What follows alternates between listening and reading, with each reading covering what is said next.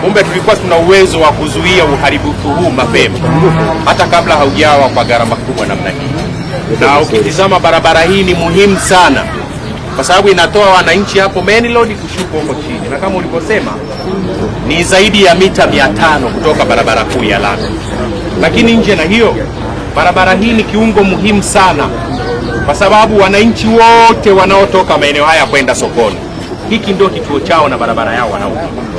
Lakini kwa sababu ya adha ya uharibifu wa barabara hii, imelazimu sasa mawasiliano baina ya pande mbili hayapo tena, kwamba watu wa huku hawezi kuvuka huku, magari yanayotoka huku hayawezi kwenda huku, lakini wanaotoka huku hawawezi kwenda huku, na wala wanaotoka chini hawawezi kwenda huku. Sasa sisi kama wawakilishi wa wananchi, hili jambo limelalamikiwa kwa muda mrefu sana. Mheshimiwa diwani amelipigia kelele sana, na moja kati ya mambo yaliyonifanya nije Nyegezi leo mahususi, jambo la kwanza ilikuwa ni kwenye hii barabara. Yaani kabla sijawaza kuja Nyegezi, cha kwanza Mheshimiwa diwani alichokuwa nakipigia kelele ni hii barabara. Na hata ukiangalia meneja utakuwa shahidi, wakati tunafika hapo nikana kuuliza, hata huyu mwenye hii nyumba nzuri nzuri mbona ni kama halali kwa amani? Ana wasiwasi kwa sababu hapa tukimpa miaka miwili tusipopata suluhu na ufumbuzi wa shida hii, nina hakika fence hii haitakuwepo. Yaani tukimpa miaka miwili hii fence haitakuwepo tena. Lakini madhara yanaendelea kuwa makubwa. Nimesema mwaka jana na mwaka juzi hapakuwa kama palipo hivi, kwa sababu mimi napita hii barabara na gari. Huyu mwenye biashara yake hapo ulikuwa unaingia unapaki vizuri kabisa. Leo hakuna gari ambayo inaweza ikaingia hapa. Sasa meneja, wananchi hawa wote wakati wa kampeni vilio vyao vilikuwa ni viwili tu.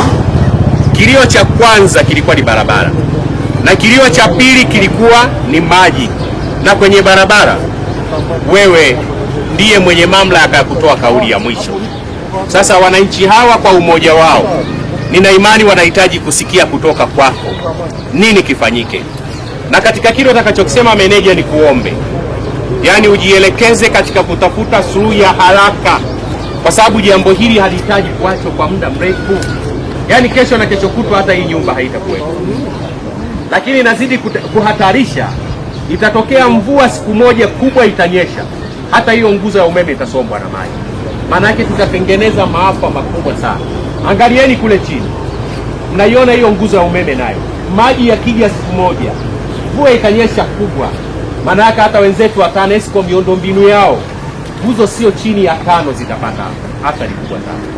Kwa hiyo meneja, mimi nikuombe, wananchi hawa wanahitaji kupata kauli kutoka kwako yenye matumaini, na kwa namna gani tunatafuta suluhu ya kudumu kwenye eneo hili, tunapata suluhu ya kudumu kwenye eneo hili. Meneja, karibu zungumze na wananchi.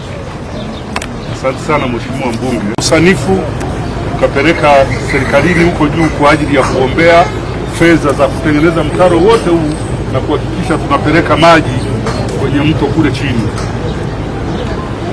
na kupitia bajeti tunazoendelea nazo sasa hivi mwaka huu mwaka wa 25 26 tuliweka eneo hili hasa kujenga, kwanza tuanze na kivuko na labda tushuke chini kama mita 20 na juu mita 20. Ule mkataba uko tayari. Kilichopo ni kwamba kama nilivyokuwa nimekueleza, kuna mikataba ambayo ilisimamishwa kwanza kusainiwa. Kwa hiyo kutokana na kwamba tatizo linaendelea kuwa kubwa, tukitoka hapa taongea na meneja wangu wa mkoa awasiliane na mtendaji mkuu wa TARURA ili turuhusiwe, kama ambavyo nilikueleza kwamba baada ya hapa naelekea Kwimba kuna tatizo pia la namna hiyo hiyo. Tutaziunganisha zote mbili pamoja na maelekezo ya kikao cha bodi ya barabara ya juzi, alafu tumuombe mtendaji mkuu kama swala la dharura, kwa sababu wakandarasi tayari tunao na mkataba tunao. Kwa hiyo tukiruhusiwa, kazi itaanza mara moja hapa ya kujenga daraja hapa na kulinda mitaro. Nyegezi oye! Jamani, si mmemsikia meneja Ndio. Kwamba wanalifahamu na walishakuja. Lakini meneja, nikwambie ukweli, wewe utakuwa shuhuda. Moja kati ya mambo nilikuomba na nikakuonesha kwa picha tunapokuja Nyegezi ilikuwa ni hili, na hata jana nilizungumza na wewe. Sasa wananchi hawa kwa kweli, muda mwingine kauli za tuko kwenye mchakato tunafanya nini wamezichoka.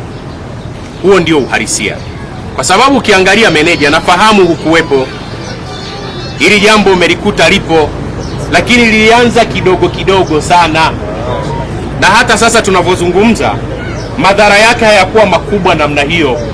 Leo unazungumza kuweka kivuko hapa, wakati zamani hatakuwa hata na haja ya kivuko, kwa sababu nachoamini itatilazimu tufanye hivyo, kwa maana ya kivuko ambacho kitahusisha huo mtalo kinachoshuka chini ili hapa haweze kupitika. Kwa hiyo mimi nikuombe, kwa sababu tayari umesema liko kwenye mchakato, nikuombe sana kama ulivyozungumza kwenye mambo ya dharura kwenye jimbo la Nyamagana, kwenye mambo ya dharura, narudia, kwenye mambo ya dharura, kwenye mikataba ambayo inatakiwa kufanyiwa kazi, nikuombe hili swala liwe la kwanza. Katika kote tulikopita, hili jambo lipe kipaumbele chake.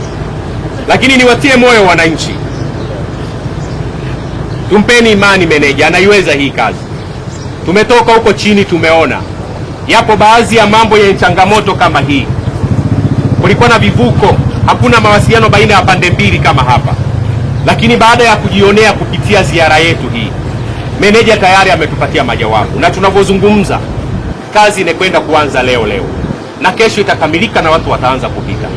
Kwa hiyo hata ninyi yawezekana mmevumilia kwa muda mrefu na mmekosa matumaini.